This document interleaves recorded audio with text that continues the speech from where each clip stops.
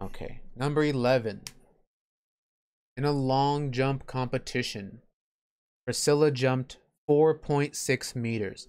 Again, I really, really love it when they're nice to us. They just tell me what the decimal is.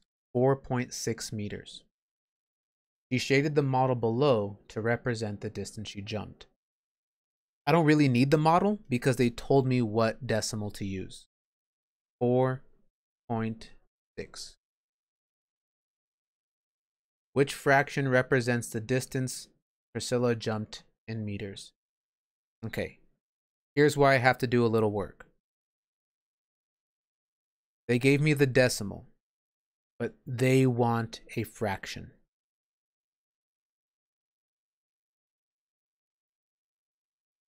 With the decimal, I always start the same way. Look in front of the decimal. Any number in front of the decimal has to go in front of the fraction. What number do I have in front of my decimal?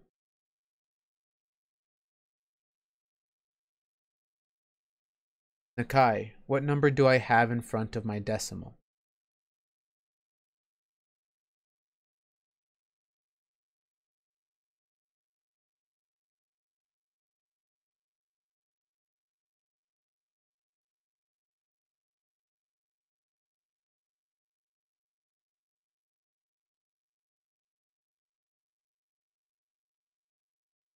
I think Nakai might be having internet issues. I'm not sure. Who can help me then? What number is in front of my decimal? Violet? A 4. A 4. So that means I need to have a 4 in front of my fraction.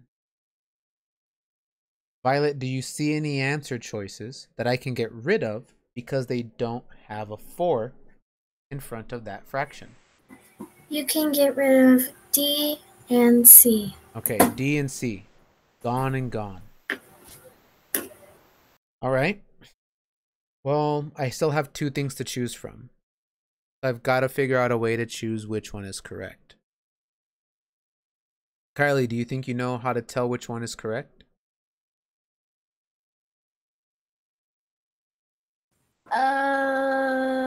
I just disconnected.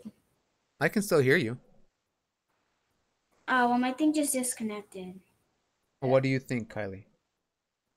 A. Okay, why A? Why is it better than B?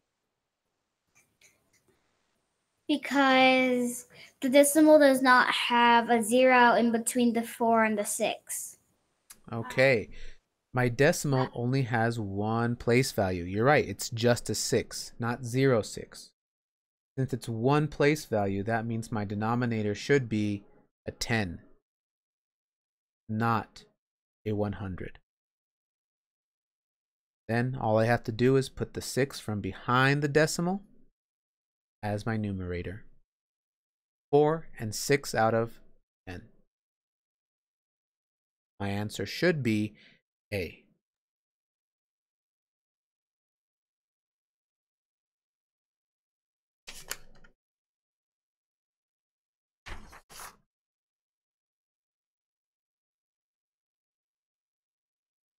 All right, we're going to the next page here. The model below is shaded to represent the part of 2 loaves of bread eaten at a party.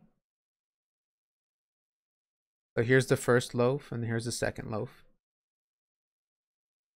All the parts that they colored in, that they shaded, are how much bread they ate. So they ate one whole loaf of bread plus part of the next one. Which fraction and decimal represent the part of these loaves eaten at the party? Okay, good thing with this one is I can either figure out the fraction or the decimal first, whichever I like. And I can use either one to check my answers. Personally, it doesn't really matter. It's not a big deal to me. But we can go ahead and start with the fraction here. Okay, there's 2 loaves of bread. Did they eat a whole loaf of bread?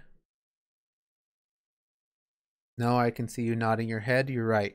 Noah, how many loaves of bread? How many whole loaves of bread did they eat?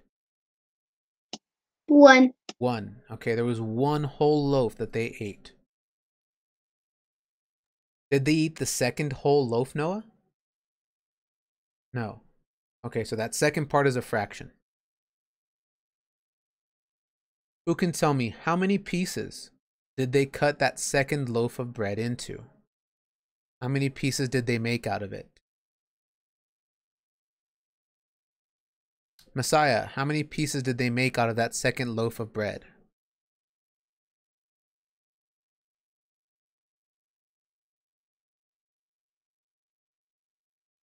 They had to slice it up so people could get different pieces. How many pieces did they cut out of the loaf of bread?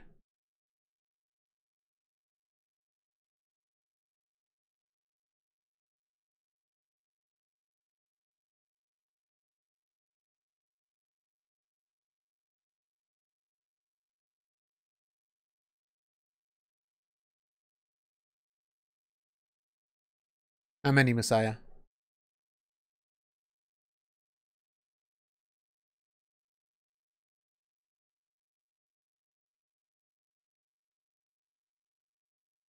Oh, internet problems. Who can tell me that second loaf of bread, how many pieces was it cut into? Bradley.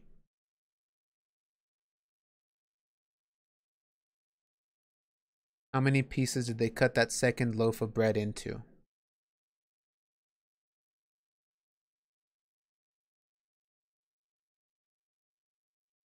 One. It was just one big piece? No. How many? 10. There we go, 10 pieces. There were 10 pieces of bread that they cut it into. And Bradley, out of those 10 pieces, how many pieces did they eat? 6. They ate 6 of them. 1, 2, 3, 4, 5, 6. Well, I've got my fraction now. 1 and 6 out of 10. If I take a look at my answer choices, who can tell me what answer choice has a fraction that matches what we have?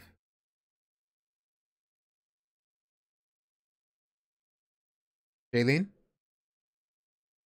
What answer choice has a fraction that matches what we have?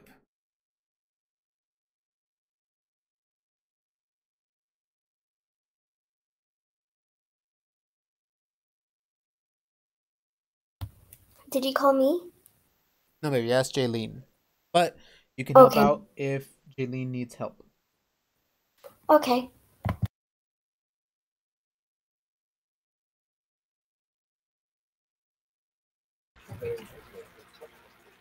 What's up, Ezekiel?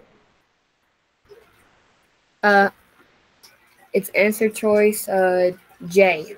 Okay. Well, thank you for helping out, sir. But if it's someone else's turn, make sure that we give them a chance to answer first, okay? Okay.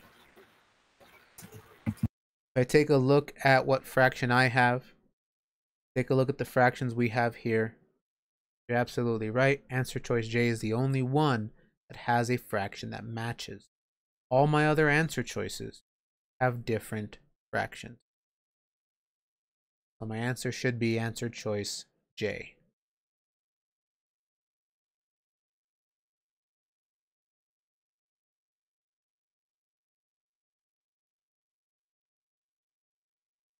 Next problem says Bianca was reorganizing her closets. The model shows the amount of space she has in her closets.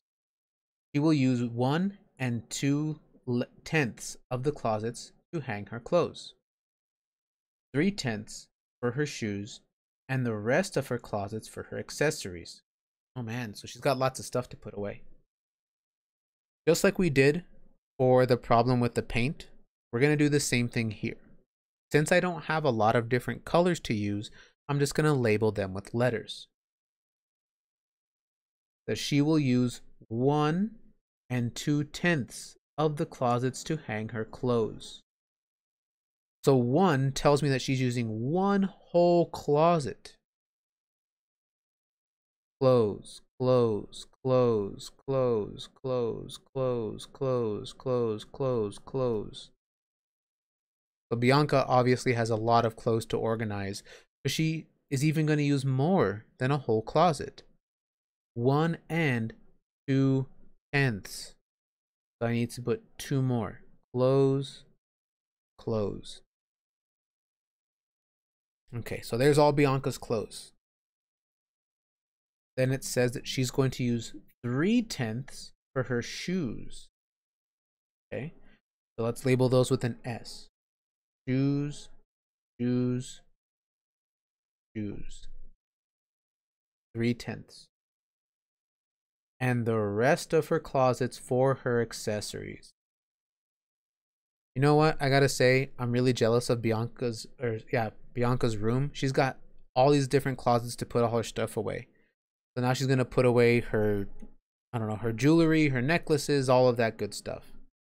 So all the rest of this is accessories. Accessories, accessories. I'm just gonna put A. I don't know if it's jewelry or scarves or what. Accessories, plenty of accessories.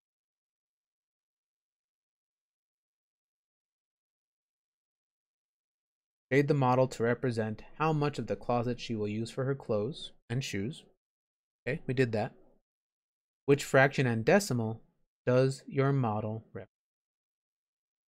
Okay, so here they want to know about the clothes and the shoes. So what I'm going to do is all those parts that we labeled for clothes and for shoes, I'm just going to color them in because they want us to count both of them. So all of these clothes are going to get shaded in.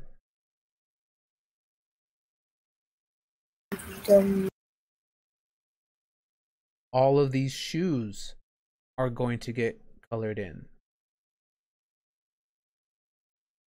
And the accessories I'm going to leave alone. They didn't ask me about those.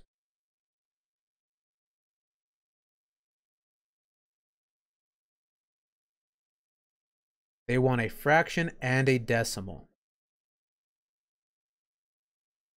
Okay, well in the last problem we started with the fraction. Let's start with a decimal this time. How many closets did she use for her clothes and for shoes? How many whole closets? That she filled the whole thing up with either shoes or clothes. Jada?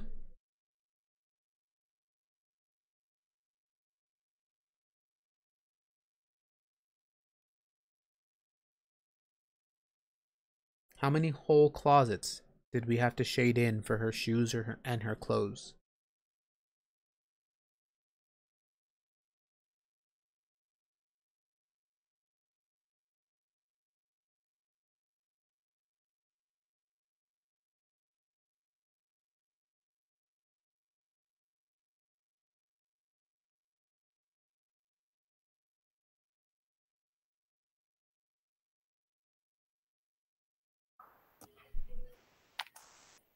Did he call me?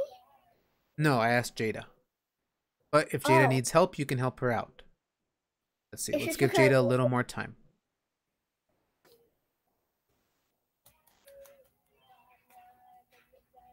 I don't know if she's frozen or not right now.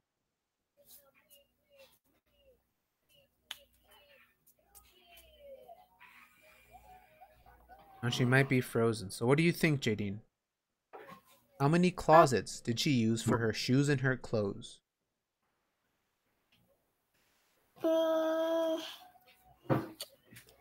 2/10 of the closet for her hanging clothes and 3/10 for her shoes. Okay. Was it just 2/10 and 3/10 though? Oh, look, Jada's back. How many whole closets did she use, Jadine?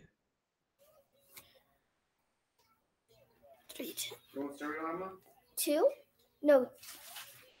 5 closets? So there's 5 whole closets that we shaded in? No, she used 1 closet. 1 whole closet. So my decimal should start with a 1. And And then you told me to use 2/10 for her clothes and 3/10 for her shoes. Right, Jadine? Yes. Okay. So how many tenths is that all together? 5/10. 5/10. So this first place value is the tenths. And I'm going to put a 5. 1.5. Jadine, do I have an answer choice that matches that decimal? No. So answer choice A doesn't match, right? Yes. Answer choice B doesn't match. It does match, but it's in, what is it called? Decimals. Well, they do have a decimal, right? Yes, and it has the fraction. Yeah, we want both. But right now we only have the fraction, or we only have the decimal, sorry. So that's all we can check. Does the fraction match? Yeah, it does. Okay. What about C? Does that decimal match? No, it doesn't. No. And then D says not here. But did we find a match? Yes, we did. Yeah. So the one we're looking for is answer choice B. And you're right. They do have a fraction to go along with it. And the fraction actually does match. There's a 1 in front of my decimal, so there's a 1 in front of the fraction. They only used one place value, so my denominator is 10. And the digit after the decimal is 5. My numerator is 5.